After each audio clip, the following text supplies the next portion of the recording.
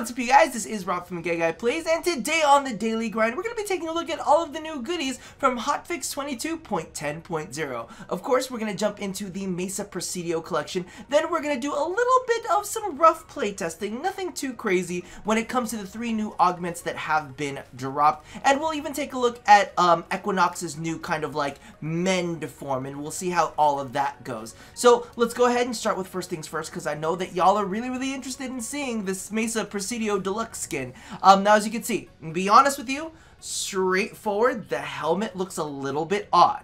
But the second you tilt to the side, oh, it looks so good. It looks so good from the side. It looks a little bit like odd from the front. It looks like a little diamond. Not necessarily the fondest of that shape, but when you turn it to the side, oh, it's like you know those people who have like really nice angles to their face, and you're like, I just can't look at you head on. That's kind of like how this skin's helmet is. The helmet itself is actually legitimately beautiful. I love the shape. I love the crests. Y'all know I'm all about those crests, and I love the kind of like face cage that it's got going on. So that's pretty goddamn dope. But the rest of the skin, can we talk about this? Now, I'm gonna be real. We've spoken about this before, is the different animations can really make or break a skin. And I'll be honest, at first I wasn't necessarily the fondest of how it looked with the Mesa Noble animation. I was like, not the biggest fan of that. But I went ahead and I actually started playing around with different animations, and it started like even that Mirage Noble one. Like, look at that. She's giving you head side angle, and she's got like herself spread out so that you could go ahead and see all of the coolness of her freaking outfit. So before you judge the Mesa Presidio skin, do try it with a couple different animations, and I think you will end up really loving it. Now, one of the things that I do want to point out here is she did a little dance for us. As you can see, the primary is actually a very similar texture to what they used for the Mirage skin. So you know how it almost looks like metallic on metallic? We're going to call this silk on metallic, because legitimately that's what it is. It's a very silky, beautiful, gorgeous texture. So as you can see here, it has a lot of reflectiveness to it. The base of the skin has a blue, and on the images it looks all pretty and perfect, but when you see it in game, it looks a little bit garish. So I always like to do it a little bit darker, so it's a little bit more rich and a little bit more luxurious.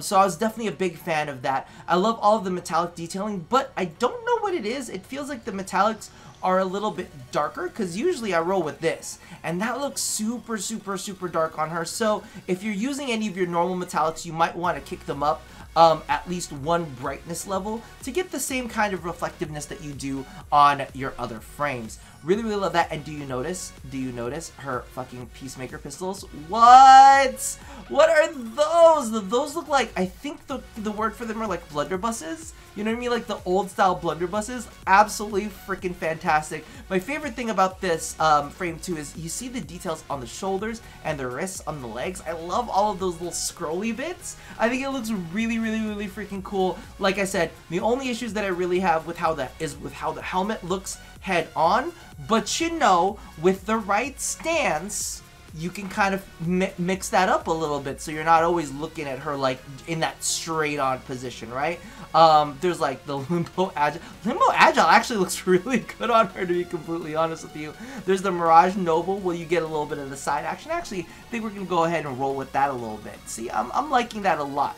The next thing that actually comes with the Mirage Presidio skin is, of course, the pistol skins, which are, don't look at that, we're gonna look at this, is the Perla dual pistol skin. And one thing that I do want you guys to keep in mind is that you can only pick up most of these extra things only if you pick up the bundle.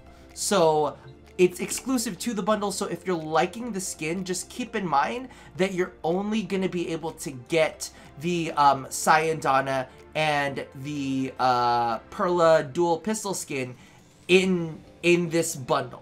So basically, if you don't pick it up in this bundle, then you're never going to get it. So I'm saying, if you even kind of like it, skip out on the standard Presidio skin and go and upgrade yourself straight to the Presidio collection, because legitimately you're not going to be able to pick them up otherwise. So 165 for the skin on its own, and then 225 for the bundle. So let's take a look just to make sure. Perla, see the Perla. You can only get in the Presidio collection, and the other one is Const. because it's like the constellation, what is it? Constella? Yeah. You can only get them in the bundles. So if you're even slightly eyeing the pistol skins, go ahead and pick up the bundle. But as you can see here, the pistol skins look pretty fucking dope. Look at them. They look kind of, they look a little bit delicate, which I'm really fond of. And you can see all of the little, the magazines or the rounds or whatever in there. So it looks pretty gosh darn sick. I really like the shape of them. And they're not, the one thing that I like about them is they're not too, like, big and bulky, you know? They're still streamlined, they're still slick. I like them. Now let's go ahead and move on to the last little bit, which you guys know, not always the fondest of, is the SANDR. Now, the SANDR for me, like they could have taken a couple inches off right here and kind of like kept it nice and tight to the back, but instead they like to do their big jelly SANDRs, which to this day I still don't understand. Like, I'm like, this looks nice up here. If you had maybe stopped right there and maybe added a little doodly bop right here, I'd have been cool. I'd have been like, I would have signed off on it and been like, yes, rock it. But I think it's a history of me me being at odds with the SANDR choices that DE has. But you know what? That's their style. That's what they like to do with it. You know me. I'm going to go ahead and toss on a little bit of Officium action. One thing that I did want to note that I did not get to speak about because I didn't turn her all the way around is that the folds on the back of her jackets. Can we talk about that for a second? Because that is some hotness. Whoever modeled those folds, standing fucking ovation. Legitimately, really good. And I'm glad they decided not to connect the two back end pieces. I think that it would look a little bit wonky. But whoever did this, I'm sure it's one person who did the entire skin, but you're talented, sir. You are talented, or madame, or beautiful in between. Whatever way it kind of falls. I think that they did a fantastic job of this. You guys have heard my gripes, my positives, and my negatives. Overall, I think it's a fantastic skin. Couple points off for the face forward, couple points off for the SANDR, but beyond that, I think it's a really strong addition. And any of you Mesa fans out there, I think you're really gonna like this one. It's a nice change, and it kind of brings in some of that Spanish conquistador elements to it that'll spice up your Warframe wardrobe. That was a really odd ending to that. Let's go ahead and move on to the augments. Alright, now before we jump in, these are all going to be working builds because I haven't actually gone ahead and played with these 100% all the way through to see exactly how I like them. So keep that in mind when you see what's going on here. We're just kind of putting things together tonight. We'll do further testing in a future video. But I wanted to give you guys an idea of how all of these kind of fare. So first up, we have Titania's Razorwing Blitz. This one is available from New Loca or Red Veil. And as you can see, this one increases flight speed by 25% and fire rate increased by 25% for 8 seconds when using abilities, and it stacks up to 4 times. So I figured I would go ahead and show you. Everything's pretty standard here, but this opens up a lot of opportunities when it comes to builds, because what you can do is you can pretty much change, you can either change Titanya's builds, or you could change the weapons build itself, which is really interesting because, you know, you have 2 variations here that are affected by the same thing. So what we're going to do right now is I'm just going to show you normal fire stuff. So as you can see, that's pretty much standard fire. Let me use an ability. Let me use a couple abilities. So as you can see, we've got 15 seconds stacked up there of Razorwing Blitz. The only thing, as you can see, that we are running out of is that we are running out of ammunition. Which does kind of suck a little bit. Ooh, but that movement speed though, okay.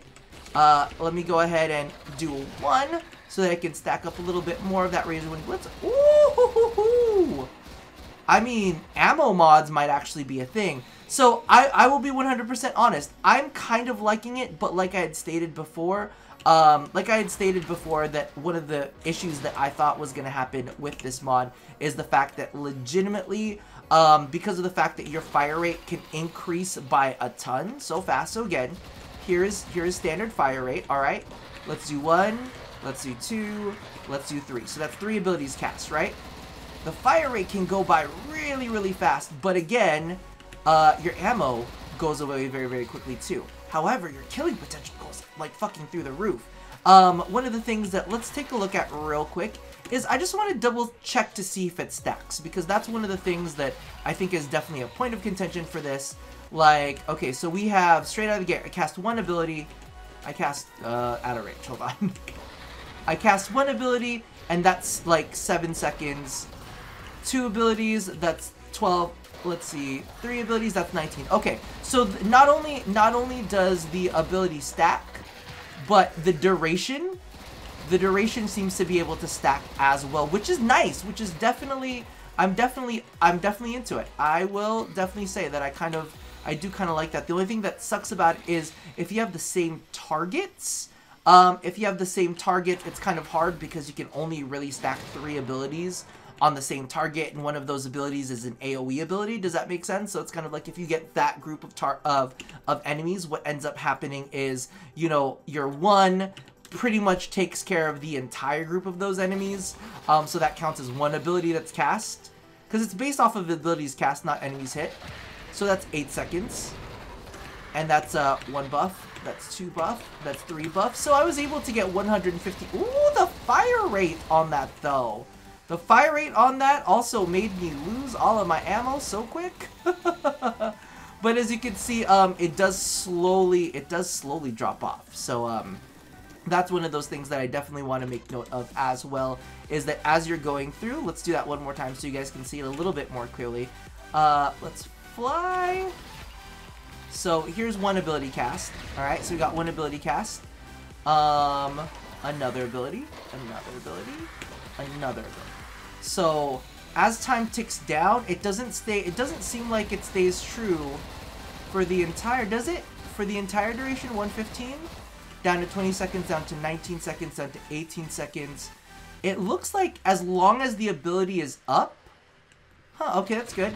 As long as the ability is up, number one, you could go ahead and refresh it, and it'll keep it up to its max potential. Oh, that's good to know. That is definitely good to know. So it'll keep, it looks like it keeps its max potency. It looks like it keeps its max potency, and then once it drops to 0, let's see what happens when it drops to 0. Okay, it drops to 0 and it's gone. So that's one of the things that you guys should be aware of, and I think that's really cool. So you cast it, and you can cast it over and over up to a max stacks of 4, right? But what happens is each time you recast, it'll refresh the duration, and it'll refresh the duration for its max potency, which is definitely a good thing to keep in mind. So that way you'll get to hang on to the buff for as long as you've got the duration up, for the full strength of the buff. Moving along, we have Harrow's Lasting Covenant, which is actually available from the Red Veil or the Arbiters of Hexus. Headshot kills increase crit chance bonus duration by 3 seconds. So this is basically, you're just going to chain headshot kills, and keep in mind, it does have to be kills. So I've actually went ahead and lowered lowered the level of the enemies that we're fighting so we can be a bit quicker with the kills. And it increases the duration by 3 seconds. It doesn't seem to have any kind of cap, or at least they haven't noted it. So let's take a look at exactly how this goes. As you can see, I've actually stacked up 20 of these bombards. So let's see, let's let them do a little damage to us, and see what kind of bonuses we can get from headshots. I'm just kind of waiting. Shoot me. There you go. This is what I need. I need one more. Okay, we've got a 94% bonus crit to headshots. So we're gonna do this, and we're gonna see if we can kind of keep this going. If we can keep this going throughout the rest of these 20 that are killing us. Give me 3 seconds. Give me 3 seconds, please. I need more seconds. And we are currently using the Aquavolto Prime. Anybody else? You're on this side. Ooh. We are pushing it nice and fast. I've got like 60 seconds on the clock. I've got a whole minute of this.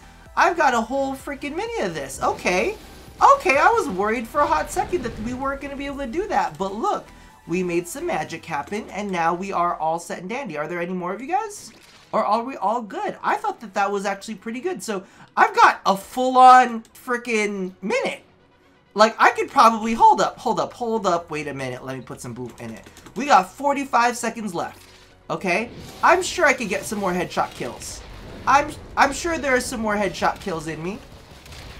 The only thing that you guys got to keep in mind here is the fact that, what do you call this? Is the fact that legitimately, oh, I've got like a full-on, is it capping out at any point? Or am I just really, really slow? I think I'm like dropping frames. I think it looks like it's maxing out at 60. It looks like it's maxing out at 63 seconds. So it does seem to have, oh no, there's 64 seconds. Maybe I'm just running out of kills. 64, 63. I think, is it capping out? 64 seconds? It seems to have capped out at like 64 seconds, but that might be my own duration. But as you can see here, I think I might be able to keep this up indefinitely. So, if you get a good capture on it, I mean, you could just let it run out if you want and not get any headshot kills. But legitimately, I'm feeling kind of like, I'm feeling like you could kind of keep this going on like forever, ever, forever, ever, forever, ever. Like, you could pretty much keep this up. Yeah, 64 seconds seems to be the max that I've been able to keep it up. I'm sure that you guys could, you probably have your own tailored builds where you could keep this up for even longer than that. But from what I'm seeing so far, yeah, 64 seems to be my max. So there probably is some kind of max duration on this, but I've got like a max duration of like a minute plus. And I think that's pretty damn good if you do want to keep the ability. The other thing that sucks is you cannot recast it, so you will not get the invincibility from it. So that's the one thing you got to keep in mind, is that if you want the offensive capability for Harrow, this is definitely going to be a mod that you want to pick up, because as you can see, if you're fighting a lot of the star chart stuff, you should be able to keep this up pretty much indefinitely, which I think is pretty gosh darn cool.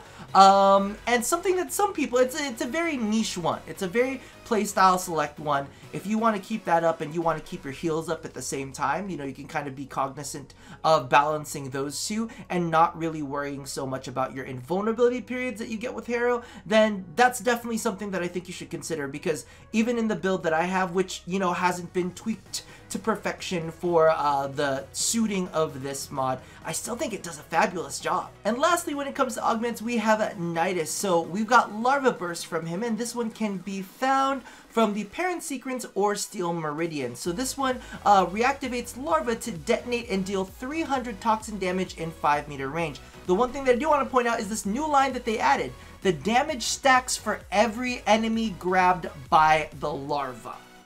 Okay, so I don't think that we got like damage stacks from, you know, the mutation stacks or anything, but this is like, it's the more enemies you grab, the more damage you're gonna do. So I'm kind of like, oh, we might actually want to build for range for this. And what I'm gonna do is I'm actually gonna go ahead and keep the enemies fairly low, and I'm gonna keep the size of them fairly large. So I'm gonna go ahead and do that.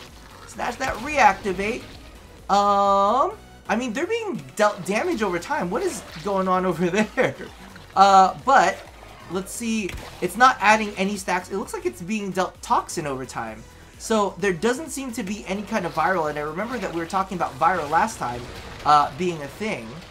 Let's see if, look at that. It looks like it is. It looks like it's definitely improving with the amount of, and it's doing some toxin damage too, which is pretty nice. So 291. 400, so as you can see, originally it was only doing 200 apiece, and they're just not standing up. I don't know if this is like weird Warframe shit, but as you can see, it does seem like the damage is increasing. So now it's only 200 because it's already killed some enemies out there. So it looks like they got rid of the viral proc, and I don't know if maybe that was something on their part where they felt like it was,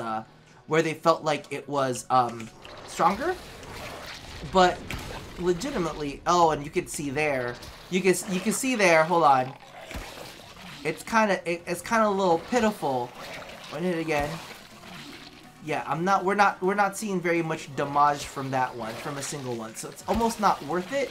It's like 23 to 46. Of course, this is a level 50 bombard.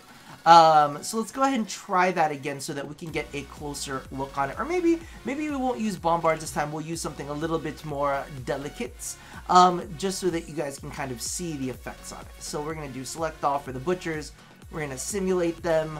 Let's go and run and do this and see exactly how this fares, because this is supposed to be made for like capture missions and stuff like that. Let's see if I can put it right on in here, and when we explode it, that's like it's dealing a decent amount of damage. It's still knocking enemies all over the place. So let's explode that. Let's explode that. So for like smaller targets, it's not that bad. It's not like insanely powerful, but it's definitely improved by the amount of enemies that are caught in it. So we can see we're doing 253, and that one like increased by a whole lot by adding more enemies to that. What I was really trying to get a feel for is exactly how many enemies could we grab in there, and let's see what happens with this group. So we've held in like maybe 4 of them at a time, and that's like 2k damage to them. Because it's a little bit unfair to test it against, well, I won't say it's unfair to test it against armor, but you guys don't get to see like the full impact of the actual damage numbers. So we had 4 enemies in there, and it did say that it deals about 300 base damage. It deals about 300 base damage to those, let's kill that, to those enemies. It deals about 300 damage to those enemies. Let's see. Now we grabbed a whole bunch. Let's see what happens here. It's like 3k damage to those enemies. Alright, alright. I get it, I get it, I get it. I was kind of sad that it's not viral, I'll be honest with you. But the toxin over time, I mean, if the real intent here was to create something that was gonna be made more for dealing damage and more for captures and stuff, of course the toxin is actually gonna be a damage dealing proc, as opposed to viral, which is more of a debuff, which helps a little bit more for scaling. But I mean, they added more damage per stack for every enemy, so that's definitely a thing. I'm still not 100% sure how I feel it, but I definitely think that for the intent that they had behind it, which was to make him a little bit more viable in the speedier runs, I think that they managed to pull it off with the Larva. It's just a little bit, I guess you would say, I don't know. It's because I have, you know what it is? It's because of the fact that I have Nidus in my head as a certain kind of Warframe. Like, I'm really picturing him using this augment in things like long duration survivals and captures, and I'm like, oh, well, the viral isn't really good there. But in reality, the purpose of the augment is to make him more feasible in like the faster missions, capture, exterminate, all of that kind of stuff. And when you're exterminating and trying to take out large groups of enemies at once, this is going to work fantastically because of the amount of damage that you can stack per enemy gripped by the larva. So that's a good deal. That is a good deal. I'm just trying to imagine it into the way that I currently play Nidus, and because of the fact that the augment is trying to steer him in a different direction, it feels a little bit disjointed. They're accomplishing what they're trying to do, so it works. It works.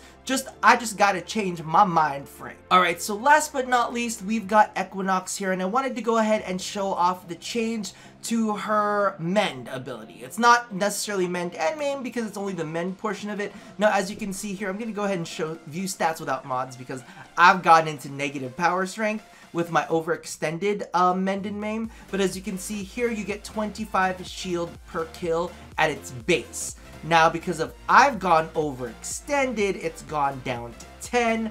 But you know what? Let's just see how it goes. Legitimately, we're just gonna go ahead and keep the same spawns from last time, and we're gonna go ahead and turn on mend real fast.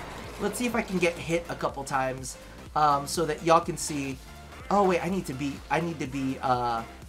be not invincible, which I completely thought I turned off, but I guess not. Okay. There you go. Okay, I'm good. I'm good. Hit me! Hit me, bibs! Hit me, bibs! Alright. So as you can see there, we are getting some shielding back. I know that we are recovering shields from our own just regeneration. But as you can see, I'm pretty sure... Okay, let him hit me once. Okay, there you go. We got a couple. So as you can see, we are getting some shields back for each kill. There you go. So I think, is that shield regeneration? Because that, I don't know, that shield regeneration feels a little bit fast, but let's have him hit me. Ooh, and it looks like you can go into overshields with this. Hold on one second. It looks like you can go into overshields with this. What? Baby, wait, let's see. Whoop. Alright, so it does look like we are getting, it is a flat amount of shield restored per kill. Probably doesn't work all that great with extended extended, like overextended builds, mainly because of the fact that the overextended does put you in the negatives and does negatively affect this. But hey, if we could get overshields in this, hold up, you can kind of give yourself a little bit of padding, right? Let's can you not rotate around me, please? Do not rotate around me. I don't know why I feel like the need to use this. I could literally just bum rush these dudes. Just bum rush these dudes with my goddamn scepter. I mean, you know what this would work well with, actually? What I actually really like about this? Oh, honey babes, wait a second. Come and talk to me. Come and talk to me about a peaceful provocation build with the new mend. Wait a second. Come and talk to me about a peaceful provocation build with the mend. You know why? Because peaceful provocation doesn't buff your power strength. It doesn't do anything crazy with it. Give me a moment. Mama's on a tangent. Peaceful provocation debuffs enemies. Okay, so well, okay, number one, it slows enemies. But we're talking about the actual buff itself. Hold on. Abilities. Right here. When we go into the Pacify and Provoke, it reduces the damage inflicted by nearby enemies. Right? So if it reduces the damage, it's like a debuff. It's a debuff. The closer enemies are to you, the less damage they're gonna do. And if you're able to restore your shields on top of them, because it's reducing the amount of damage they're doing to you. Okay? It's not changing your armor mitigation, because so many of the times that we kind of like play with these things, we always think about health and oh, it only affects health, because we're thinking about the effective HP from armor mitigation and whatnot. But Pacify and Provoke, it actually reduces the amount of damage that the enemies do, which means it reduces the amount of damage that the enemies are doing to the shields. So that includes the shields, and you're able to restore your shields on top of that. Honey, this is going to be a very good mix. I'm really excited about that. So that about does it for now. There are a couple other small things to note from the patch notes. Nothing too insanely crazy. Like Vehek is a little less annoying because now you can, it's not like every 10% that he like starts blocking damage, it's every 25. There's little bits and bobs here and there that I don't necessarily feel are all that like worth covering. Let me make 100% sure.